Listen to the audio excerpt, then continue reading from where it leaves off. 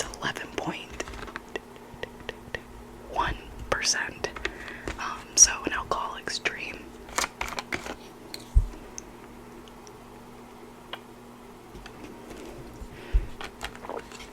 I got the fruit punch flavor. I took one sip. I got the fruit punch flavor, and it really does taste like fruit punch. Yes, I would recommend it if you're trying to have a good time. This should definitely help calm my nerves for tonight's spooky, scary stories. Before we get started, don't forget to like, subscribe, and comment down below. And if you have your own spooky, scary stories that you would like to share with me to read in a future video, make sure to email this email right here, which is also available in the description down below. Tonight's spooky, scary story asks, people of Reddit, what is your downright scariest real life story? The first story says, when I was a child, I used to sleepwalk. We lived in a rough neighborhood in Decatur, Georgia, and I would wake up outside in the middle of the night, not knowing how I got there, and would have to walk home and walk into the darkened doorway I had left wide open for whoever might be lurking around. However, the time that scared me the most was when I was about 9 years old. I woke up and I found myself with the bedroom curtains drawn back and staring out the window. As I awoke, I noticed a very large, completely hairless man, no hair, no eyebrows, etc., staring at me and slowly inching closer to the window and closer to my face. He was looking bewildered, like he wasn't sure what he was seeing. At that moment, I realized what was going on and I started screaming uncontrollably, frozen in place and peeing down my leg. The man freaked out and screamed, did a tumbling move, and then ran off in a weird zigzag, like he was trying to dodge bullets. The next morning, we found a screwdriver on the front porch and damage to the door jamb and door handle. I still just about pee my pants when I tell that story, but now it usually is from laughing. I will never forget the look on his face when I started coming to life and screaming, or his high-pitched scream, or his duck and roll, and dodging and bobbing all the way down the street. Holy shit, dude. You know what? Somewhere out there, a man has a shitty story about him barely avoiding a possessed child. That's fun to think about. The next story says, this is very tame compared to a lot of stuff on here, but when I was 12, I saw this huge man drop a dollar bill. He seemed to not notice, so I ran across the street to hand it back to him. He thanked me several times, and I could see that he probably wasn't right in the head. I was a pretty small girl, probably only 100 pounds at the time. This guy easily had a foot on me. All of a sudden, he grabbed me by the top of my head and wouldn't let go. I'm so lucky that my dad was nearby, and he pretty much just picked me up and led me away. Next, I was home alone when I was 11. I had just fallen asleep and someone tried to break in the front door. I called 911 and hid in the pantry and the bottom shelf. They came into the door next to the pantry and tried to break into the door too. The police got there and one of them picked me up and held me until my mom got there. I wouldn't let go and made sure I felt safe, or he made sure I felt safe. I'm 27 and I haven't stayed home alone much since. The day I signed a lease to my first apartment, I got a dog so I wouldn't be alone. It's pretty traumatizing when you're that young, I could imagine. I was home alone. Thankfully my kids weren't home when my now ex-husband's drug dealer came by. He busted in the door screaming at the top of his lungs. thinks that he's gonna fuck us all up. I was hiding in the walk-in closet under blankets on the phone to 911. He got so close a few times. I have never been so petrified in my whole life. The cops came very quickly, and he ran off. They got him just a few streets over. I've posted this before, but it fits well here. I parked in a certain spot at my last job for 12 years. It was accessible to the public, as it wasn't company parking, but they wanted us to park in the back of the lot, so the closer spots could be available to customers. One day, my spot was taken by a dark-tinted caddy, and I'm immediately pissed off because everyone knows it's mine. It's morning shift, so 4 a.m. And it can't be one of the others because I know what they drive, so maybe a newbie or maybe another employee from another shop in the plaza. It's still there on my lunch break, and when I go home the next day and come in at 1 p.m. till close, around 9:30, and also the next, something about it really bothered me. It smelled wrong. Literally, it's in the South, and I, summer, who knows what's baking in there. My dad was a Marine, then a police officer. He always said, if you feel something is wrong, there probably is. Always trust your gut. Number one rule in life, always trust your gut and instincts. So, I dialed the non-emergency contact police number. I felt like an idiot, but every time I walked by, it bugged me. So, I was stuck waiting for over an hour before anyone shows up, and honestly, if I hadn't been off the next day, I would have been like, fuck it. But I waited, mostly because I can be a really petty son of a bitch, and that's my damn spot. The police show all annoyed because who knows how many they can't park here calls they get. They run the license plate though, and then things get crazy. They want my info, want me to contact my manager. Does this lot have cameras? Have I touched this car? Etc. Oh my goodness. Apparently, the car is on Tumblr. I'm so shook I can't read. Or maybe it's the beatbox. I don't know. Bear with me now. The car is on Amber Alert as the last sighting of a missing person who was a minor, a 15-year-old girl. When they pop the trunk, they find her. They find her dead body under a blanket and the source of smell. She had gone out with a much older, controlling, and insecure boyfriend, but had decided to get out of the relationship. She only made the mistake of getting into the car with him. He drove 3 counties over after torturing her, stuffing her in there, and who knows what else, then parked and walked away, and then he left her to die in the trunk. I never learned her time of death, so it haunts me sometimes, thinking she might have been saved if I'd made a fuss earlier. So yeah, listen to your gut, even if it seems petty. Was with this guy for a couple of years when I realized that he'd taken up smoking meth as a hobby after work. What a hobby.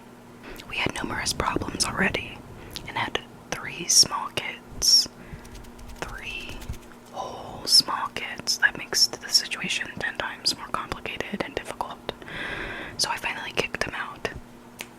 But she made it less difficult. Yes, queen. A few days later, maybe a week, he makes a fake Facebook page and sends me a friend request. The only post on the page were talking about killing me and my children, killing himself, and how he planned to do it that day. The most recent post was accompanied by a selfie of him in my backyard. A recent selfie, so he had been there. I was on my way home with the kids late in the evening when I got the request. I had stopped by my parents' home the day before and had gotten my dad's 9mm handgun because he was sending messages through mutual friends about burning my house down. I called the police as soon as I got home,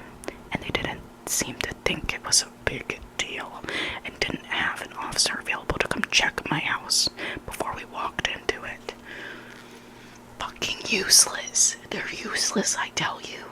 It was terrifying, she says.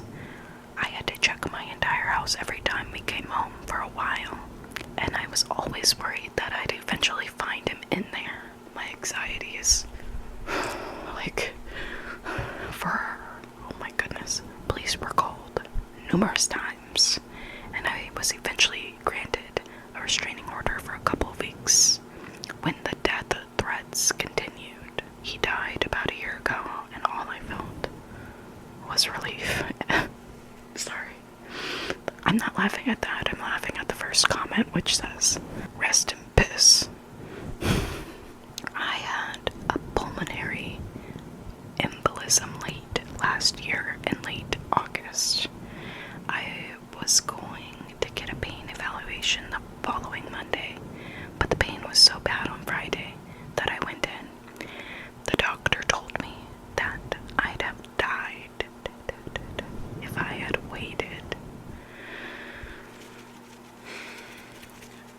We've read so many scary, spooky things, and this is the scariest one to me.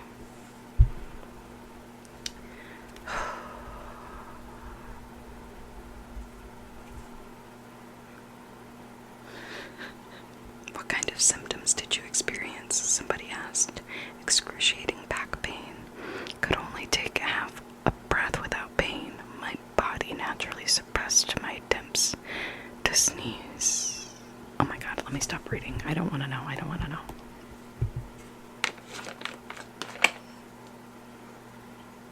A few years ago, when I still lived at home with my mom in Philly, someone tried breaking into our house. I looked through the window next to the door. And saw two men wearing ski masks staring back at me. One with some type of pipe or tool, and the other with a gun pointed right at me. I bolted away from the door and got my dad's 10 gauge and stood in the bathroom door. As I called 911, they ended up running and were caught down the road by the police. They had multiple warrants, each for break-ins in Maryland and Delaware, one of which left a father of two shot in the spine and paralyzed. I'm still thankful to this day that I wasn't harmed during that.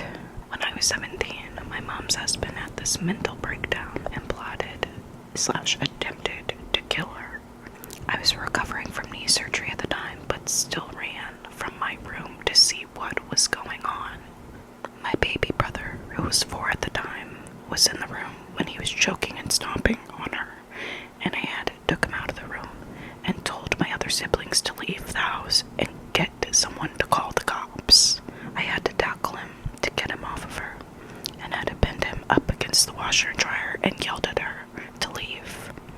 I tried to lock him in their room to leave the house and look for my siblings. He just pushed me and went into the kitchen to grab a knife. He was trying to hurt himself because in the small time frame, I had to call the cops. While on the phone, he looked at me in the eyes and started to hurt himself, and then locked himself in the bathroom since he figured he would be arrested.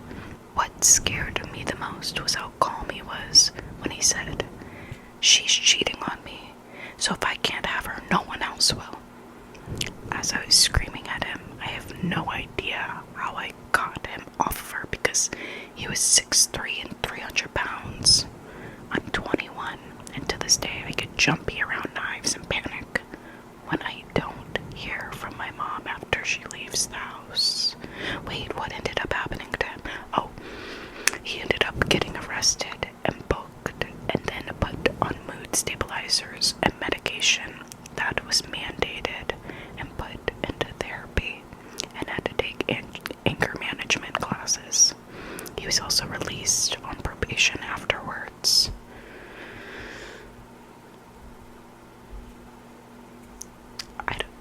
He could have stayed in there. I can't remember how old I was, but not older than 10 or younger than 8. But now they didn't include their age, but I'm sure they meant to include their age at this part. But he says, now I'm blank. blank, and I'm still traumatized from it. As a black man growing up in the mid-50s through the 60s, Dad suffered a lot of abuse, both at home and outside of it. He ended up joining the Vietnam War at the end, fresh out of high school. Because of this, he developed a heavy drinking and drug problem that I wasn't fully aware of as a child.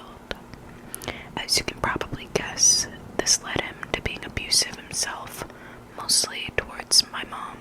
I don't remember a lot of my childhood because I blacked a lot of it out, but there's a couple of nights I'll never forget. A little more backstory. I was and am the youngest sibling and was named after him before changing it myself. I didn't really endure a lot of physical abuse myself and was the most part, and for the most part, I was always quiet and just tried to stay out of trouble. It was a normal Saturday night. My siblings and I were watching TV. My dad was with his brother somewhere drinking. And surprisingly, my mom was at a neighbor's, single older woman just enjoying herself. Wow, she's like me for real. Plot twist, it's me. I'm the neighbor. A couple weeks before this, my dad ended up getting hurt at work and was on some pretty strong pain pills. So I'm guessing that the large amount of alcohol and possibly heavy drug use led to what happened next. The next moments are a little fuzzy, but from what I remember, my parents both ended up home and began arguing very loudly, with my dad accusing my mom of cheating on him.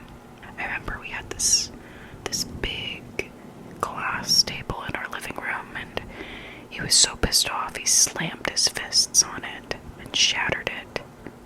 After that, all turned physical as he began attacking my mom. She did fight through a while myself, and my brother just stood there crying her eyes out, begging them to stop. At some point, my sister, who was about 13, jumped on him, and he tossed her into a door, actually breaking it, like it was nothing.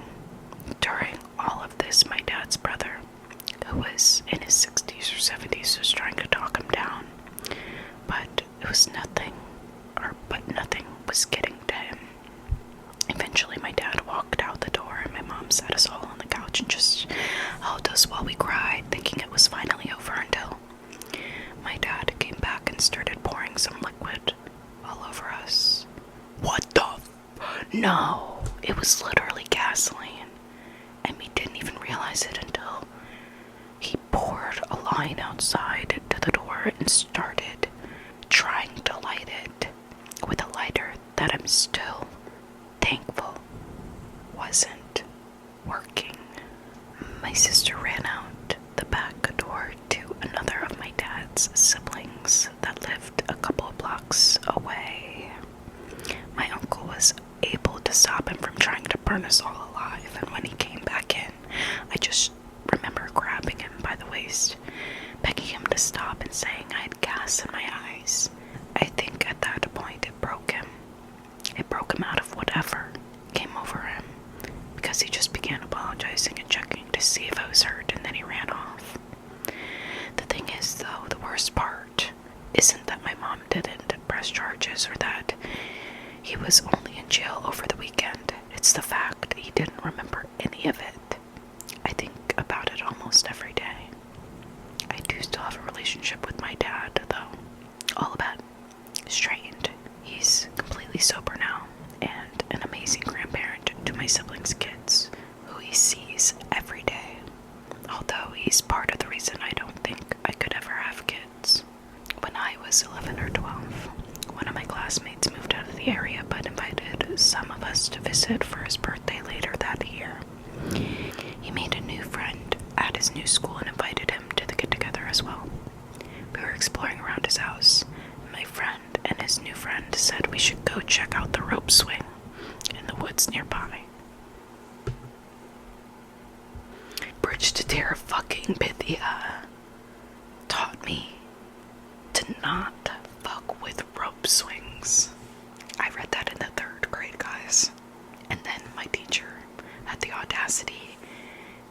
field trip to go see the movie would be fun. That is a core memory for me. We also saw Narnia, so she redeemed herself.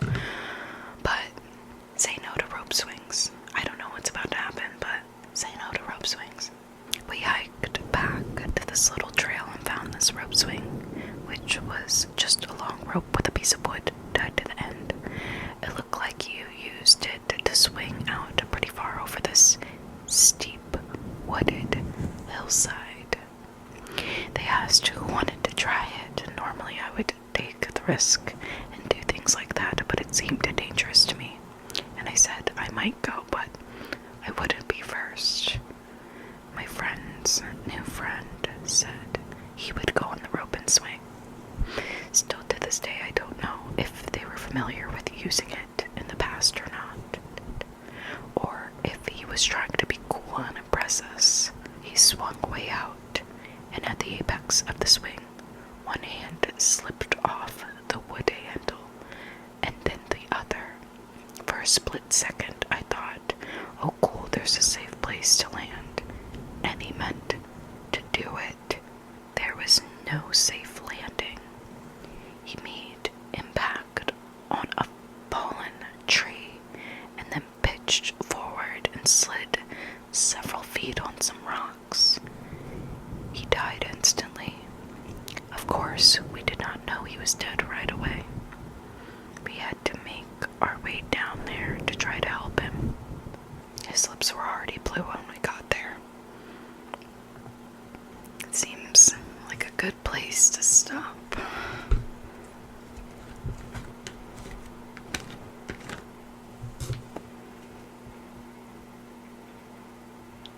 What did tonight's Reddit thread teach me? People are sick, which we already knew, but it's just reconfirmed times 100. Anyway, that's all I have for you guys tonight. Don't forget to like, subscribe, and comment down below. And if you have your own spooky, scary stories that you would like to share with yours truly, make sure to email this email right here, which is also available in the description down below. Thank you so much for watching this video. Namaste. Have a nice day.